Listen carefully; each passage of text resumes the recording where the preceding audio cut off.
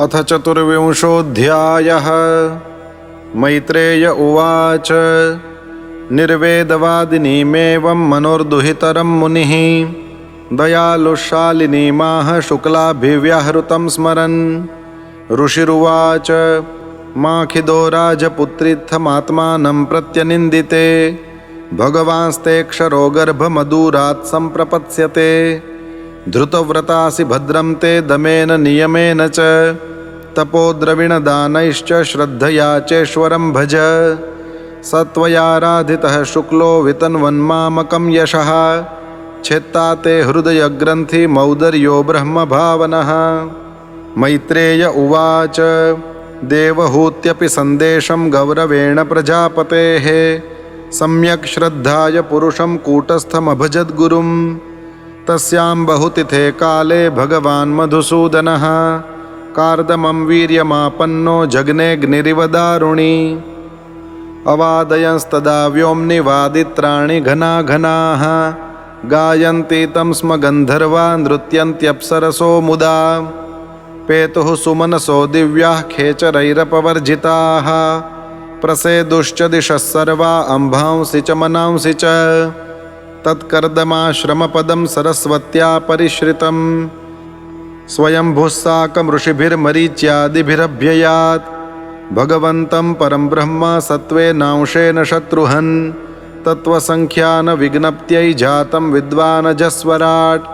सभाजयन् विशुद्धेन चेतसा तच्चिकीर्षितं प्रहृष्यमाणैरसुभिः कर्दमं चेदमभ्यधात्। ब्रह्मोवाच त्वया मे पचितिस्तात कल्पिता निर्व्यलीकतः यन्मे सञ्जगृहे वाक्यं भवान् मानदमानयन्।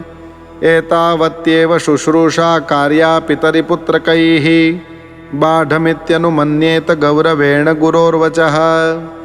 इमा दुहितरः सभ्य तव वत्स सुमध्यमाः सर्गमेतं प्रभावैः स्वैर्बृंहयिष्यन्त्यनेकधा। अतस्त्वं ऋषिमुख्येभ्यो यथा शीलं यथा रुचि आत्मजाः परिदेह्यद्य विस्तृणीः यशो भुवि। वेदाहमाद्यं पुरुषमवतीर्णं स्वमायया भूतानां शेवधिं देहं बिभ्राणं कपिलं मुने।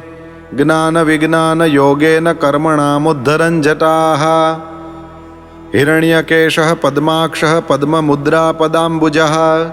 एष मानविते गर्भं प्रविष्टः कैटभार्दनः अविद्यासंशयग्रन्थिं छित्त्वा गां विचरिष्यति। अयं सिद्धगणाधीशः साङ्ख्याचार्यैः सुसम्मतः लोके कपिल इत्याख्यां गन्ता ते कीर्तिवर्धनः। मैत्रेय उवाच तावाश्वास्य जगत्स्रष्टा कुमारैः सह नारदः हंसो हंसेन यानेन त्रिधाम परमं ययौ। गते शतधृतौ क्षत्तः कर्दमस्तेन चोदितः यथोदितं स्वदुहितृः प्रादाद्विश्वसृजां ततः। मरीचये कलां प्रादादनसूयामथात्रये श्रद्धामङ्गिरसे यच्छत् पुलस्त्याय हविर्भुवम्। पुलहाय गतिं युक्तां क्रतवे च क्रियां सतीं ख्यातिं च भृगवे यच्छद्वसिष्ठायाप्यरुन्धतीम्। अथर्वणे ददाच्छान्तिं यया यज्ञो वितन्यते विप्रर्षभान् कृतोद्वाहान् सदारान् समलालयत्। ततस्तरुषयः क्षत्तः कृतदारा निमन्त्र्यतं प्रातिष्ठन्नन्दिमापन्नः स्वं स्वमाश्रममण्डलम्। स चावतीर्णं त्रियुगमाज्ञाय विबुधर्षभं विविक्त उपसंगम्य प्रणम्य समभाषत। अहो पापच्यमानानां निरये स्वैरमङ्गलैः कालेन भूयसा नूनं प्रसीदन्तीह देवताः। बहुजन्मविपक्वेन सम्यग् योगसमाधिना द्रष्टुं यतन्ते यतयः शून्यागारेषु यत्पदम्। स एव भगवानद्य हेलनं न गणय्यनः गृहेषु जातो ग्राम्याणां यस्वानां पक्षपोषणः।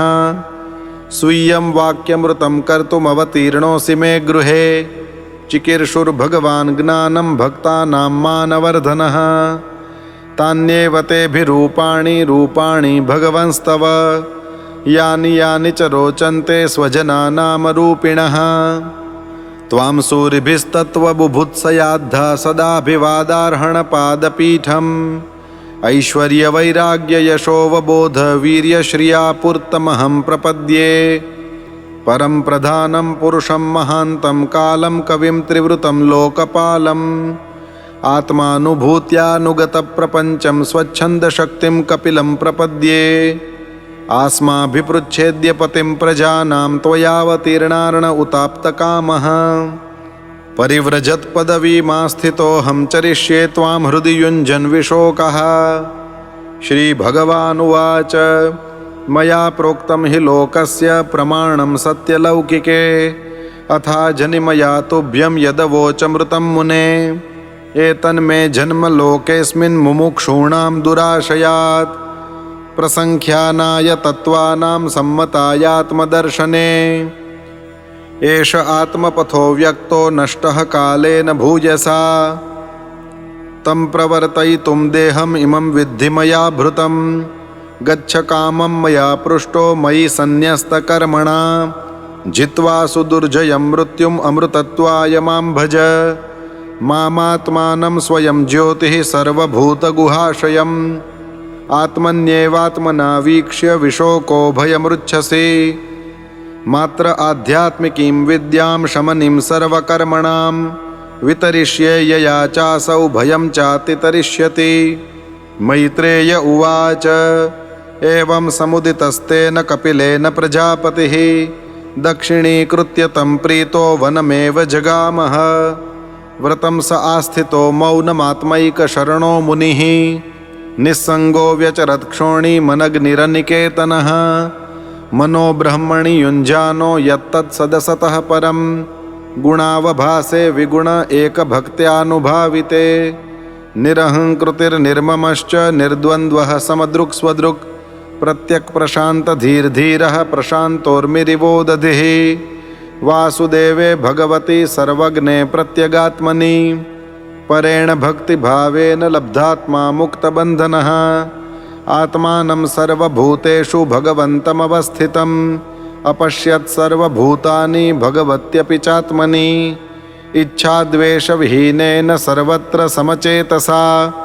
भगवद्भक्तियुक्तेन प्राप्ता भागवती गतिः इति श्रीमद्भागवते महापुराणे पारमहंस्यां संहितायां तृतीयस्कन्धे कापिलेये 24 चतुर्विंशोऽध्यायः।